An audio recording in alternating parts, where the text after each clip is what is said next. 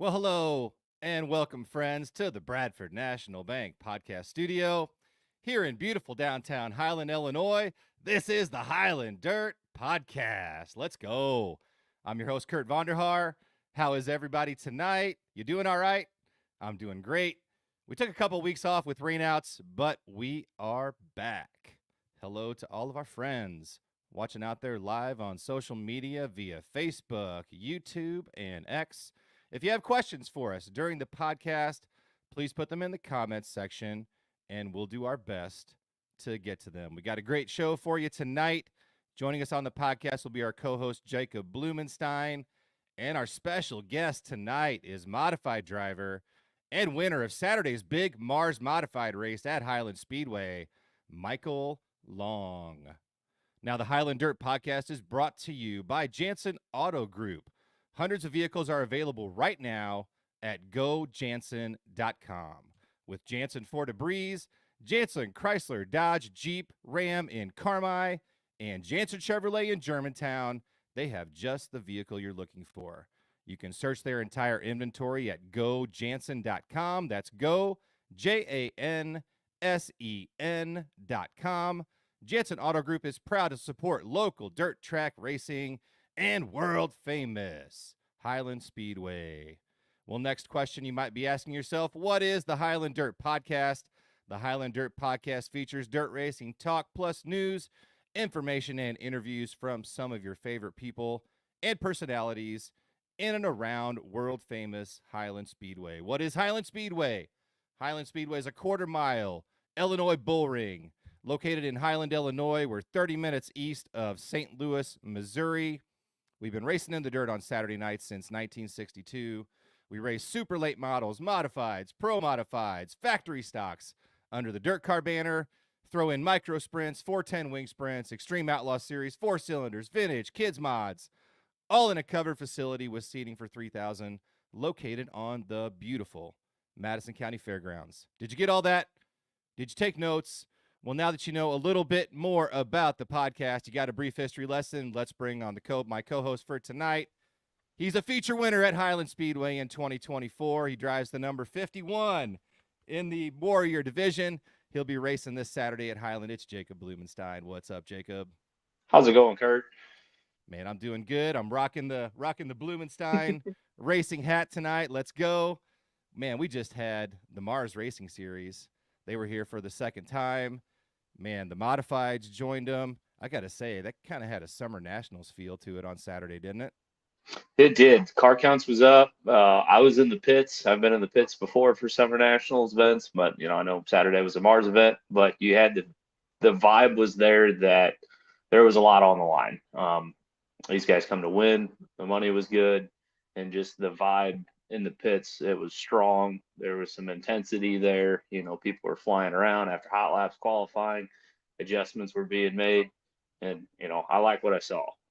Yep, 36 late models made the trip to Highland on Saturday. And right from the offset and hot laps, I think we knew we had a great lineup of super late models. Some guys we hadn't seen before, McGowan, Peru, Adam. It was neat to see some unfamiliar cars, wasn't it?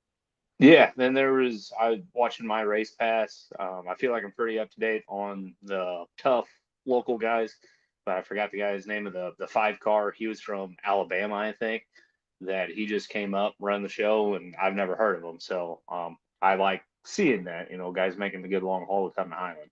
Yep, we had a guy from Arizona that was, I think, first to get in the pits. So, yeah, it was great to see. And, the Mars Series, they're really stepping up their game. I mean, it's becoming one of the premier tours, under the leadership of Matt Curl, Jonathan Clayton, the race director.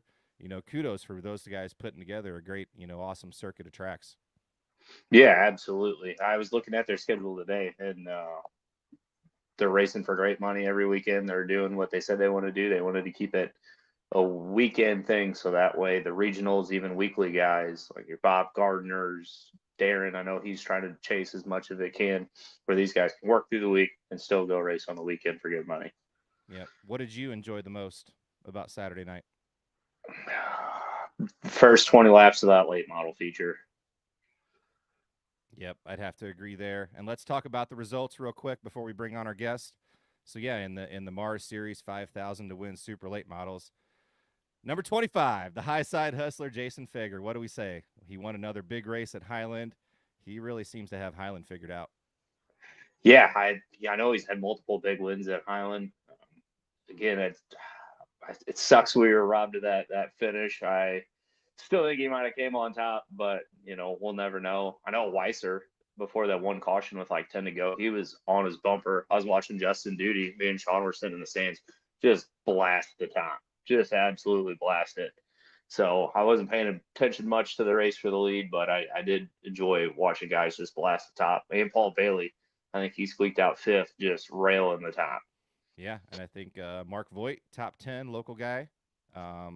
So yeah, a little bit of a race of attrition, but I mean, it was elbows up. It was cowboy style for that first, definitely that first, 15 to 20 laps. After that, yeah, Fager, the crowd loves him in Highland. I did look up his big wins. So 2015 Summer Nationals, 2020 Summer Nationals, when you and I were sitting at the infield watching, 2023 Mars and 2024 Mars. So yeah, he's racking up some big wins at Highland. Yeah, he says he loves coming, and it's a great place for him to come, be in a few hours from home, and come make a little money and still go sleep in his bed at night. Yep. And second place, finishing out the podium, the 25W, like you said, Alan Weiser of Peoria. And then third place, 74M, Mitch McGrath of Waukesha, Wisconsin. Has he been at Highland before? He has a couple times. I know, shoot, it's probably going back 8, 10 years ago. That Highland's one of the first tracks to really start racing.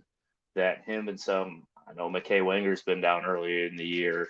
Scott Schmidt, that the first couple of races earlier in the year at Highland when they were able to get in, attracts those guys. And you asked me much about him. I didn't know a whole lot about him. I said he's a throttle smasher, and I know he was blasting the top two there for early on in the feature. Yep. And we'd be remiss, I think, if we didn't talk about the big incident from Saturday night. That was between our local guy, Darren Klein, and the number 8, Dylan McGowan. McGowan won the Mars race the night before in Kankakee. So, he was coming in hot. But, man, Klein, he was banging that top side, then kind of dove down to the bottom. Actually passed Fager, right, on the backstretch? Yeah. Then that got ruined by a caution. I watched Darren's YouTube video today, just kind of rehashing it, and I know he did get around him. Then pretty much going down the straightaway, the caution came out. Yep. And then, McGowan didn't give him a lot of room on the front stretch. It was kind of a hard racing incident. If you haven't heard the call, go on our social media. The call from announcer Eric Heinefeld. He was a fill-in for Mike Norris, but he was doing an awesome job. They're into the wall. They're into the wall. So go on our social media, check those out. And you might have saw some fans give their opinion of some things with a couple of one-finger salutes. So what do There's you think? What do you think happened? This is again. I watched Darren's YouTube video a couple times. I was there, but it's tough to kind of realize what's going on as fast as they're going. To me, it looked like Darren getting into 3 and 4 kind of jumped the cushion a little bit, didn't get off 4 the way he wanted to. Yep. Cowan had a run. They got into each other. I don't, in my point of view, I doubt McCowan meant to do that. They had the initial hit, so I don't know if it jerked the wheel out of his hands. I know these things are finicky. Then they just got into each other.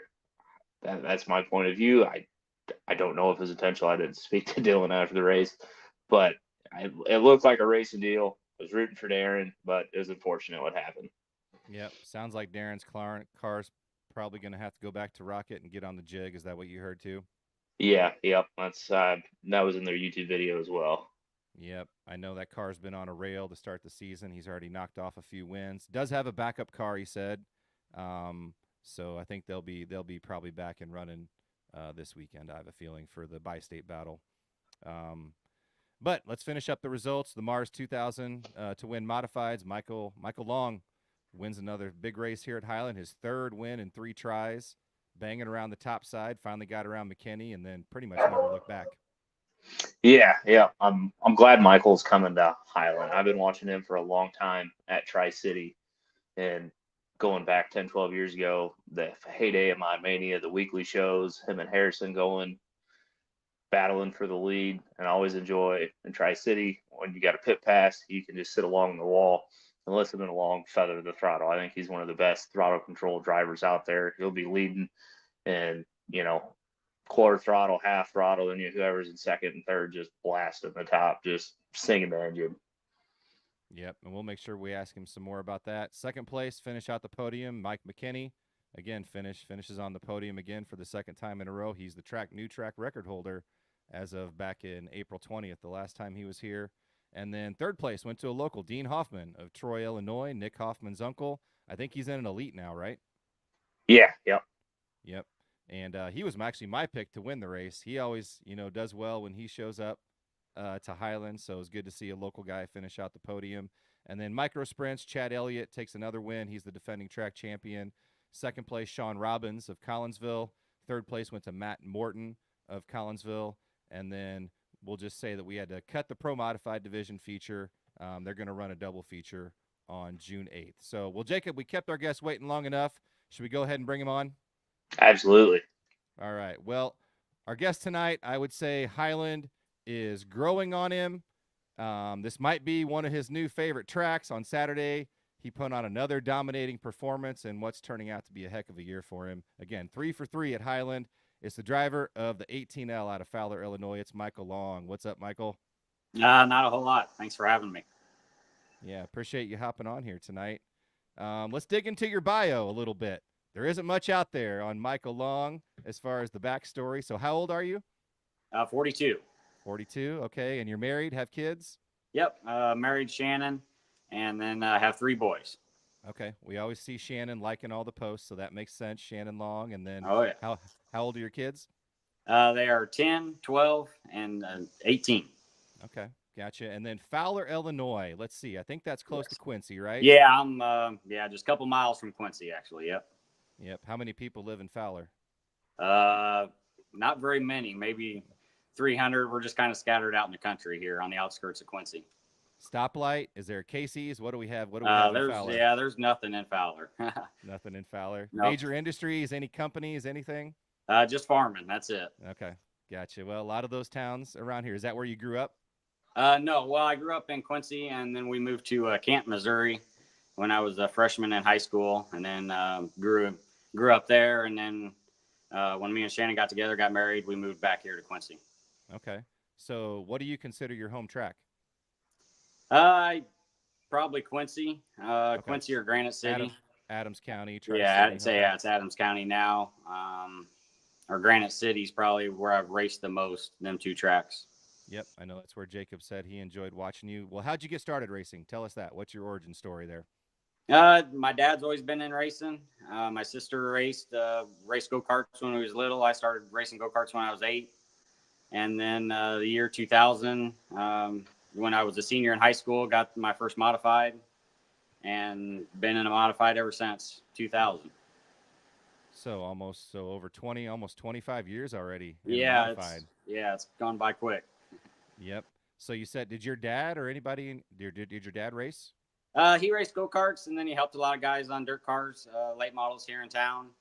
And then my sister and my brother-in-law actually raced modifieds a little bit before I got started. Okay. And then so they helped me get going once I got a modified. So your sister raced too, huh? Yes. Yeah, she raced for a long time and then finally gave it up. And then my brother-in-law started racing. Gotcha. Do you remember your first win? Yeah, it was at Quincy. It was putt around the bottom, slow. I think it was even a time limit deal because we had so many yellows. Okay. But back then we always lined up by point average. So I was low on point average and started up front and was able to stay there that night. Huh. So do you remember, did you have a moment kind of in your racing career where you thought, man, I'm pretty good at this? Like, was there kind of a switch that flipped on you at any time? Yeah, I had my moments where I was good. And then there was other times where I was like, what am I doing? But yeah, you always, it was just in our blood and my family. We always loved racing. My wife, Shannon, she comes from a racing family too. Okay. Her brothers race late models. And so it's just. Do we know her brothers? Who are her brothers? Ricky Frankel races a super. Okay. And then Jason Frankel raced late model for a long time. Now his boy's running a crate late model. Okay, gotcha. Well, yeah, it definitely sounds like it's a family affair for you. Yeah. Yeah, that's great. Well, Jacob, go ahead. You're up. So there aren't very many big name modified drivers in Pierce chassis. I know you had success in the Rage. Then I think, did you make your own chassis for a little bit? Yes. In 2015, I started building my own. Had a few guys in them, and then myself was in one. I had a lot of success with them, and then I just felt like technology kind of got ahead of me, trying to figure stuff out on my own. So I went to the Rage deal, and that worked out good for me for a little while. It worked out really good for the IMCA with the crate stuff. I feel like I was still off with my UMP deal. And then I got this Pierce car on 21 at the end of the year, and it's kind of been good ever since then. And then the last year or so, we've really fine-tuned it, and we've been really good, especially this year rolling out of the box. We ended last year really good, and then it's just continued this year. I know a couple years ago after you won Mod Mania, Pierce made a post about the price difference between like a Pierce Platinum roller compared to Elite. Why so much cheaper if they're that good? They're just keeping costs down. They're not trying to. They do a lot of stuff in house, or a lot of them other cars. They get their tubing and stuff bent, outside. So their price, the head's got to be a lot more. Where Bob does everything in house, bends the tubing, notches the tubing. I think most of the time a car at a time. So they were able to keep the price down, and it was enough of a roller to get a guy started. It wasn't a complete roller, so that helps a guy get the car, get most everything there that they needed, and the regular racer in the garage can finish the rest of it. So do you have someone you bounce ideas off, or are you just figuring things out on your own? Kind of my own. That's what's helped me out a lot is my boys got older, and he's really helped me out watching the car, being at the track, make adjustments. I never was good at keeping notes. I just kept stuff in my heads over the years. He keeps a pretty good notebook, stuff like that's really helped me out these past couple of years with him.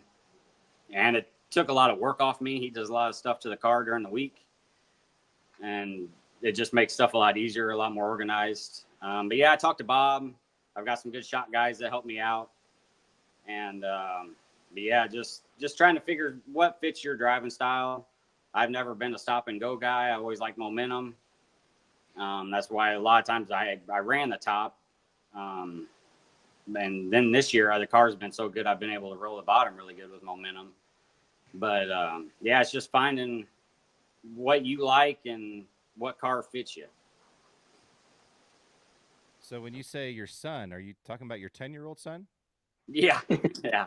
Well, he tells me how to do it too, but no, my 18-year-old son. Okay, sorry. Okay, I'm going. Hold on a sec. Okay, so yeah. My one boy's 18, actually gonna be 19 here in June, but that makes a lot more sense. Yeah.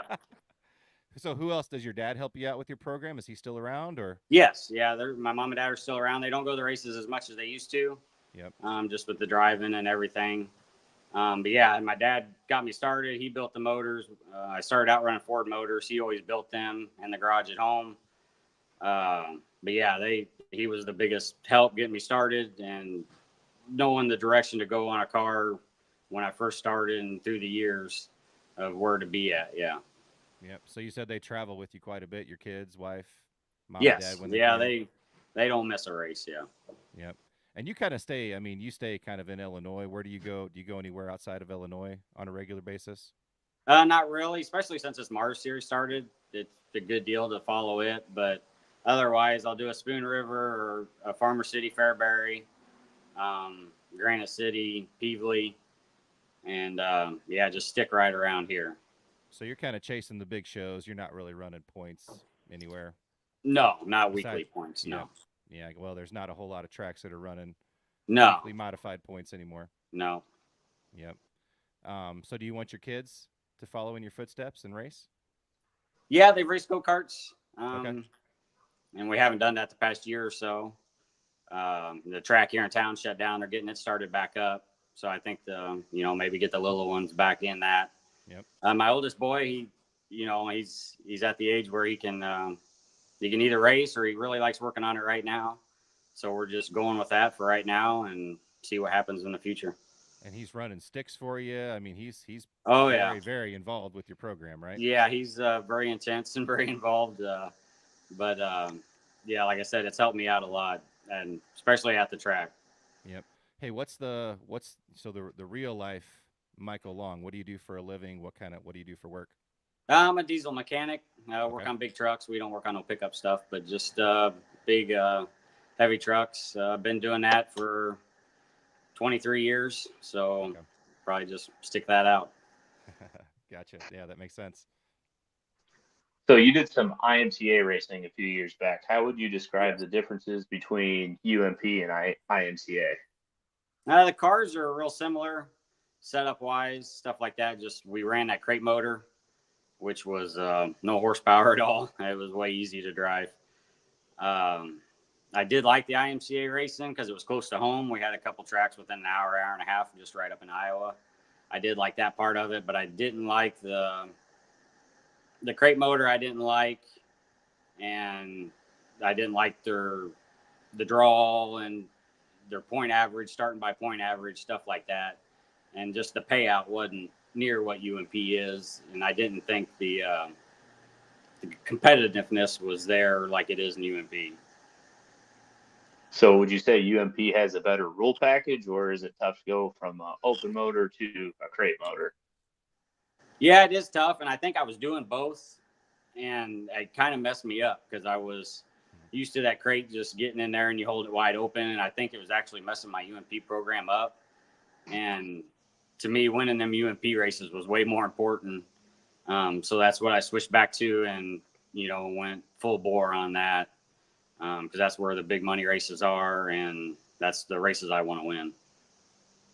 Yeah, I know several years ago at Tri City, I was standing along the fence with somebody, and you're smooth on the throttle. Like I said, you'd be winning races, and it barely sounded like you're even on the gas, while the guys behind you were just blasting the top trying to catch you. Yeah, yeah. I mean, that's just having a good car and being comfortable. Granted, it's really hard to run the top. That's one of the trickiest tracks to get around, especially anymore the way it's become slick. But and then you hit that cushion. But yeah, it's just a good car, and when you got a car like that, you're fast. When you can run out front and not have to just totally be wide open to get around there, you're in good shape. So you say the UMP stuff's a little bit more enjoyable to race? Yeah, I think so. I think it's tougher to run good, qualify good, run good. There's a lot more fast guys. You got to beat every night. Um, but yeah, it's definitely more harder class to run. Yeah. Well, Michael, you've won 3 in a row at Highland, dating back to last year in Yeah. August. So you won the August race, the April race, and then Saturday night. 3 times, 3 wins. What's kind of been your key to parking it in victory lane at Highland? Do you think? I don't know. I've really been good. Like I said, I raced Granite and Peevely for years. Never did Yeah. make it to Why Highland. why'd you avoid Highland for so long? What the Yeah, heck? I don't know. I just did. I guess I got to thank the Mars series for going there. But yeah, it's really worked out.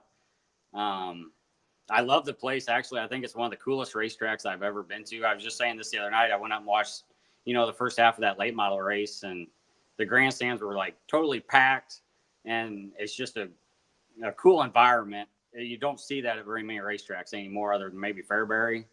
Um, and yeah, I really, really like the place. Uh, like going in 2 for 2, I thought I was maybe pushing my luck.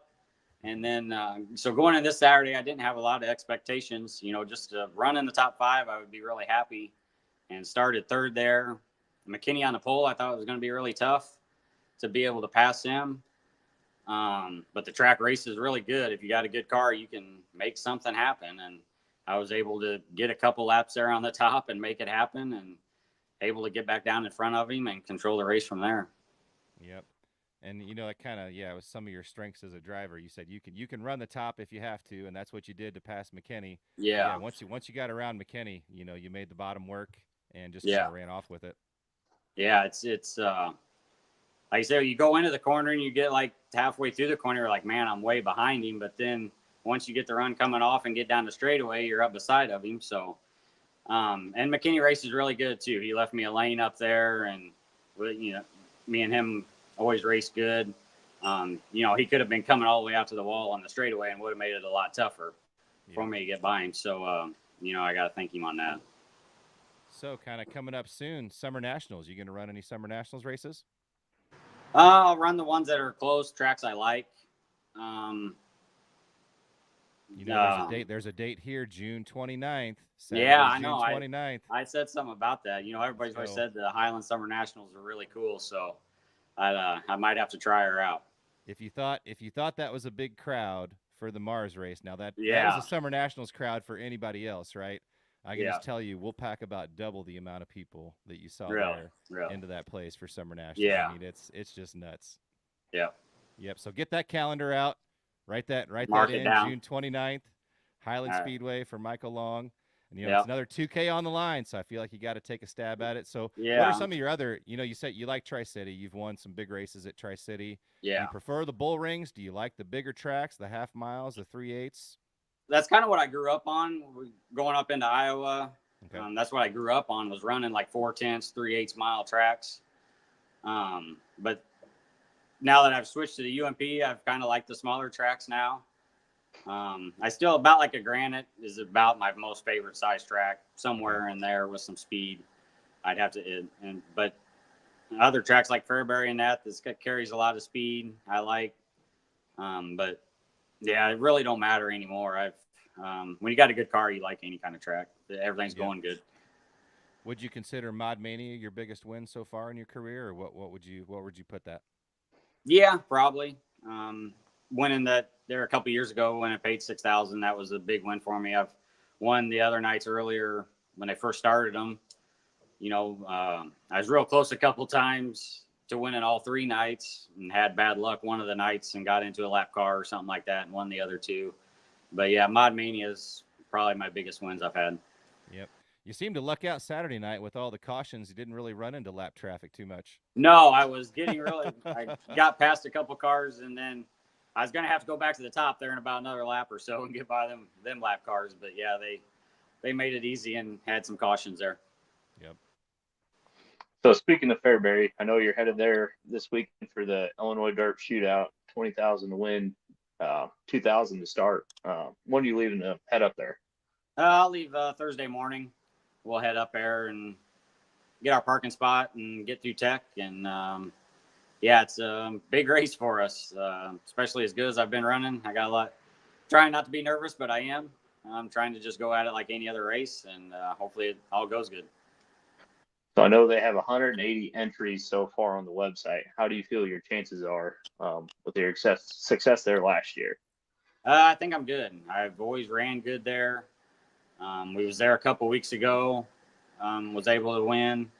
The car felt really good there.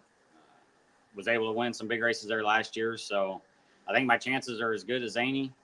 I know everybody else is probably thinking the same thing, that I got a good chance. So I'm trying to just keep that confidence in my head, and that they're more worried about me than I am of them. How do you prepare for a big race like this compared to, say, like the weekly or like the Mars show this past Saturday, or is there any difference? A little bit. You kind of go through your car a little bit more detailed, make sure all your springs are good, stuff like that. But otherwise, we got a pretty good maintenance program. I definitely have to do some more tires for this week to make sure I got new tires probably every time you hit the track or something like that. But we're on week or a Mars show, I run old tires in the heat race or something. But other than that, we'll do about the same thing and see how it goes. Do you plan on running the 100K to win race up in Wisconsin coming up? I am signed up for it. I've kind of been throwing it back and forth. There's a lot of UMP guys say they ain't going now just because they don't think they have a chance. I think it's one of them deals. I almost have to. It's a once in a lifetime race probably. So I would imagine I'm probably going to go and at least give it a shot. And no expectations, but see how we line up. Did you watch the Outlaws race they had there a couple weeks ago? Yeah, I did. When it's kind of the test. Yeah, and then I talked to Bob and Bobby. He ran one of Jimmy Mars's cars up there and kind of talked to them about it.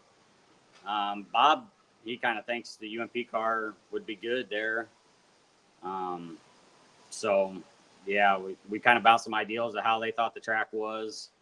That's the main thing. Them USMTS guys or people that run up there, they're just set up to run on that style track. And but yeah, we got some ideals together when we go up there and see how it goes. Well, as you're preparing for your race day, do you guys have any pre-race rituals, Oh habits, crap! Yeah, superstitions, anything like that? Let's yeah, hear about it. I'm really bad. My whole family is. The boys, we got to eat heart. That's one good thing about Highland. It's got a Hardee's because we got to eat Hardee's on race day. Okay. Before we leave the house on Friday, we get Hardee's, and then yeah, that was the first thing we did when we got to Highland Saturday was went to that Hardee's and ate. And we all get the same thing. But yeah, I got certain shoes I wear. They're the ugliest shoes in the world. Suits, just yeah, everything. Racing shoes. Anything on the car have to be a certain way, clips a certain direction, anything like Yeah, yeah. We got all that. The clips got to be certain ways, certain wheel covers, certain stuff we do during the week, or how we load the trailer, stuff like that. Yeah. that? Colors, any colors you stay away from? Yeah, I'm not a green person. Okay. Dad taught us that a long time ago. Green was bad luck in racing. I've had some green cars that I didn't run too bad in, but then I've had green on my cars before and not won a race all year. So, yeah, we stick away from green, and our main colors are red and black. Yep. So, driving in the heat of the Illinois summers is no joke. Do you have any kind of physical or cardio training that you do to prep yourself for racing? No, too, that's kind of changed a little bit more. I definitely try to drink a little bit more water and stuff than what I used to. My work, I do a lot of, working on trucks and stuff. So I stay pretty exercised doing that up and down and walking. But yeah, as you get older, you definitely notice you're not, after the race, you're more wore out than what you used to be. Yep. Do you run a blower on your helmet? What do you do? Is there anything? No, I never have had a blower or anything like that. I just tough it out that part and try to drink a lot of water and stuff like that. Yep. Well, you kind of mentioned a few people that help you out. Are there any other drivers that you're friendly with that you kind of talk to on a regular basis? Not real. I mean, I got some guys that's bought old cars from me and stuff that we still bounce ideals off. And they call me and ask for advice or try to help them out as much as I can. I've sold a couple Pierce cars to guys that run them, so I'm always trying to help them out and go from there. Yep. Well, give me a list of 5 modified drivers that you're looking out for right now. You're on that list, I think, but what's 5 other guys that if you're peeking behind you and they're behind you, you're watching your tail. Well, the main one would be Harrison. Yeah. That was the main thing going. I won 2 times at Highland, but Harrison wasn't there, so I was glad to see he was there Saturday. He's not on his game yet this year. He will be probably this weekend. I'm sure they're getting their car closer and more fine tuned. He hasn't been racing them out a whole lot, so yeah, you always got to count him for being up there, especially at Fairbury. McKinney's been running good. If some of the Longhorn guys come, like Ethan Dotson or Strickler, something like that, you know they're going to run good. I think Nicely might be coming. If he can get out front, he's usually hard. But at Fairbury, it equals a lot of people out because of how slick it gets. Being in that smaller track, it's always got that cushion that a lot of guys can't run. So if you need to make something happen, it's usually me and Harrison that can do that.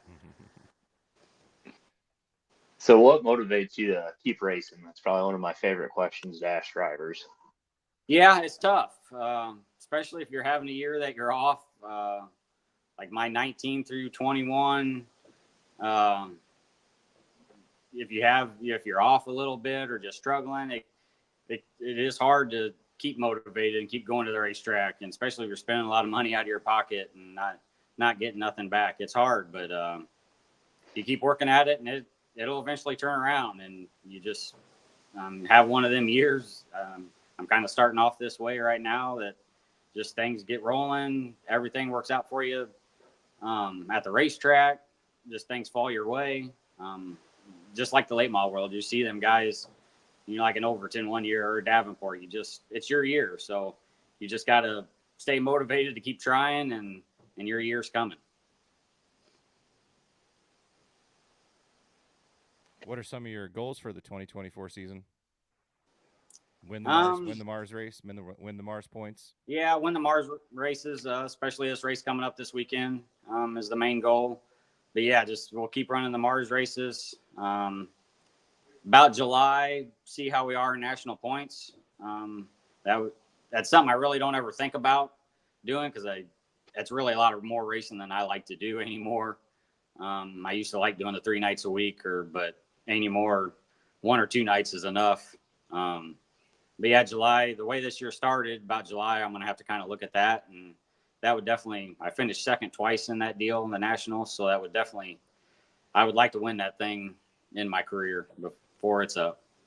Yep. Do you miss going to Eldora for the Fall Nationals? I only went there once when we went there for that Fall Nationals. It rained the whole time, and I think we ran our feature like at 3 or 4 in the morning, so it really wasn't that much fun. But yeah, it would be cool to go back there. I think they need to have more of a premier track for that final race. Have you ever raced the Dome in St. Louis? Yes. I've raced, I think I've only missed 2 years of that. I've raced the other years. This past year, I ran a Gary Gross's car. We made the main. I think I finished 11th or 10th, something like that. We was good Saturday night. We struggled kind of the first 2 nights, but it's always a fun deal. I didn't go a couple years, and I missed it because of the atmosphere of it. Nothing else going on, and you want to be there. One of the guys there racing. So do you said you'd rather be racing there, than watching at the Dome, but do you watch much dirt racing? Oh yeah. Any race that's on Flow or Dirt Vision, we got it on watching. Yeah. So Dirt Vision, Flow, what other streaming services are you subscribed to? That's TV, it. That's it. Okay. Yeah. So when you were growing up, who were some of the drivers that you kind of idolized when you were a kid? When I was a kid, probably that was like NASCAR days, late model here in town. So there was a guy here in town that ran late models, Mark Bertorf. He always ran good, and that's probably the main one that I always watched as a kid. There was a Darren Walker that my dad used to build motors for. He would have been another one that I always watched being a kid. But yeah, just kind of the local guys here in town, watching them race. Yep. Do you have some favorite kind of drivers now that you like to watch on TV? I do. I like Madden. Yep. A Madden or an Overton, I do like. But I also like. What's that? Why is that? Just the way they race. They're always smooth. Can make it in long races. I'm McCready. I like McCready. Especially now that he's getting older. I kind of like the older guys. But it's also fun watching Bobby Pierce or Tyler Erb too. Yep. If you could pick one famous race car driver and across any racing series to sit down and have a conversation with, who would that be and why? Oof. And maybe even somebody that's passed away. It could be past, or present. Yeah. Yeah, it would probably have to be like probably a Dale Earnhardt, just to the. Yep. Growing up, we never was a Earnhardt fan in our family because my dad was such a Ford guy. We couldn't like any Chevys. But now that you look back at some of the stuff that Earnhardt did, how he drove, and how they worked on cars back in the day, any of them older racers like that would be fun to talk to. Yep. Are you a NASCAR fan? We watch it. I like some of it. I hate today's cars. I think they drive way too easy, so they need to do something to put the drivers back into it. I definitely liked it better when it was like Carl Edwards or something like that, when they actually was sliding around the racetrack, wheeling the race cars. Well, there was what was the incident that happened at the race on Sunday? Wasn't there? Didn't Kurt Busch get punched? Yeah, Kyle Busch. Yeah, Kyle Busch got punched. Yeah. So yeah. Well, there's a big race coming up. We want to give a shout out to WWT Raceway. They're a sponsor of ours. and big supporters of us in the dirt racing world. They got a big race, the Enjoy Illinois 300 coming up. I think it's June 1st, 2nd, and 3rd there. So yep, and I got my Kenny Wallace bobblehead. I went and got that at Busch Stadium last night. So yeah, want to give a shout out to them. But yeah, we like watching NASCAR too. I mean, it's always cool when some of the NASCAR guys decide to get back in dirt, right? Oh yeah, yeah. That's definitely. I think that's the main reason we watch NASCAR is just because of Larson. My boys are big Larson fans, Okay. and that's the yeah, he's a dirt guy, so that's who we always pull for. Yep. So I want to ask you about spoilers. Do you think the racing was better when it was the big 9-inch spoiler, no spoiler, or what you guys are allowed to race with now? I really think it was about the same. I think the cars look a lot cooler with spoilers. Absolutely. Yeah. But I think the racing's the same. Same guys are going to run up front. It didn't really. They thought it was going to help keep the cost down because of motors. With our tires, we really can't run a lot of motor anyway. So I don't think it helps either way. But yeah, I don't know. I'd rather have the spoilers back just because of the looks. Do you think there's anything that needs to change in the modified world, rules, packages, anything? I think we have a good thing going right now. I think the main thing is, and I think that's really where the Mars series has stepped up, is pay on back. I mean, I think that's some other things. I'm gonna say Summer Nationals needs to, step up on their part just for the modified deal. The late models are running for good money. They got a week point fund, stuff like that. They need to do something like that for the mod guys. I mean, at Mars series, you can finish 4th and still get $1,000, and it's 2,000 to win. So I mean, that's great for us modified guys to go to the track. So I think definitely the Mars is going in the right direction with that, and hopefully the other series will follow along and kind of see that. And hopefully the Mars keeps getting the car counts. People keep supporting them, and the tracks that support Mars, I think it's a good deal. You always hear about like the cost in the late model world. Has that caught up to the modifieds? Are you guys having to spend more than ever test like the super teams are? I'm sure there's guys out there in tests. I don't. But the cost I mean, the motors are more than what they ever used to be. Motor parts, tires, of course. Hoosiers, they raise their prices every year, a couple dollars or whatever. I'm sure, fuel. I just bought a barrel of fuel tonight, and that was $600. So it's it's definitely cost a lot to do what we like to do on the weekends, and that's just even pit passes, fuel, getting there. I mean, it's everything's up, but everybody has more expenses, so it's just the way it is now, and you just roll on and keep going. You think there's anything that can be done to fix it, or your guys that are spending too much just not run a lesser class, but like the B mod class? I know nothing's cheap anymore. Yeah. And I think that's a lot to do with the way everything is now. And a lot of people think, and I try to push this through a lot of people's heads, that they think they can buy speed. And it's really not that way. You're not going to buy a set of shocks or a pull bar or something like that and bolt it on your car and be a half second quicker. It's not going to happen. And I've tried to remember that over the years. When I first started racing, we did more with screwing on weight jacks or adjusting your wheelbase, stuff like that to get your car fast. And I think that's kind of still how it is today. And then when you get that stuff, then your shock package that we have today is such more advanced that it really gets you a lot better. But I just try to push that through people's head that you don't have to buy every fancy part that's on the internet or you see that's on somebody else's car to be fast. But there's a lot of guys out there, and I think that's where people get burnt out because they spend so much money trying to find speed and it's just not working. So they finally get burnt out and quit or whatever. Have you ever raced a late model? I did race a late model. I raced my father-in-law's, and then I ran for a couple guys here at Quincy. I was able to win a feature one night. I think I passed Randy Cordy for the lead at Peevely. In my father-in-law's car. It was trying to think what year that would be. It would have been 2012, 11, something like that. And there you go, Cordy car, yeah. And but that was definitely one of my highlights too. And then I think I won like 6 or 7 features here at Quincy in the super late model when they ran UMP supers back in the day. Any interest in doing that again? It was something I really like the modified. I like how you got to drive it. It's more finesse. Of course, the cost is down, but the late model, even back then, it's got to be even worse now.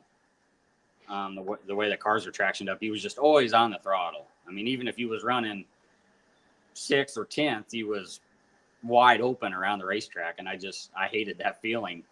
The modified, you can finesse it and make. I felt like you could make something. If you didn't have a good car, you could still make something happen. Where in the late model, I felt you really couldn't do that a whole lot. So I just liked the modified and just stuck with that. So a question from the crowd here: signal sticks. What do you think about signal sticks? This is from the audience. I think they're good. I don't think it hurts anything. As fast as we're going, I think there's a lot of signaling going on out there, and the drivers ain't even looking at them. Especially if you're back here in a pack, you ain't looking at no guy in the infield. Yeah. I do. I have a hard time now seeing my son down there. I told him he needed to get some brighter sticks because I can't always find him. But I don't think it hurts anything. I think stuff's happening so fast out there that if you got a fast car and you're in second, you're going to get by that leader either way.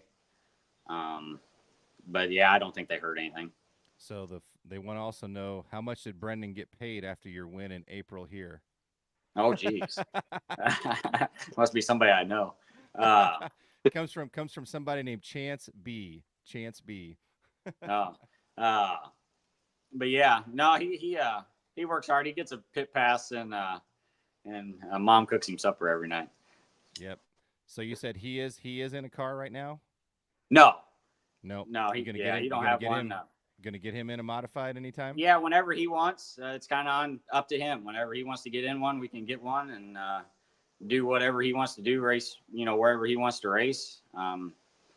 He really likes working on it right now, so that's what that's what he says he wants to do, is keep working on it. And like I said, it's really helped me out a lot. So, but yeah, whenever is he the official crew chief? Yeah, he is the official crew chief. He makes a lot of decisions and we roll with it. No, that's great. That's awesome. I'm sure I have an 18-year-old son, so I'm sure that's a great bonding moment for you guys. And yeah, when you see him make a suggestion that works too, that's got to give you some pride, right? Oh yeah.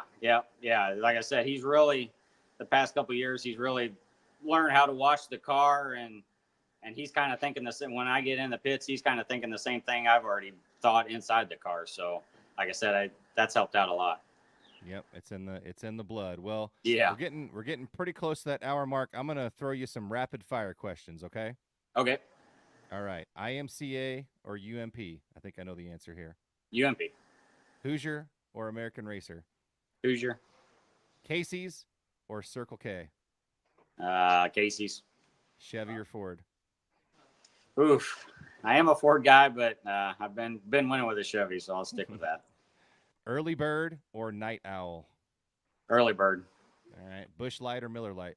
Miller Light. Hammer down or dry slick? Hammer down. All right. Beach vacation or mountain vacation? Mountain. Cats or dogs? Dogs. Milwaukee or DeWalt? Milwaukee. Okay. World of Outlaws late models or Lucas Oil? Lucas Oil. All right. Call or text? Call. All right. Couple more here. Shop online or in person? In person. Yep. Go out or stay in?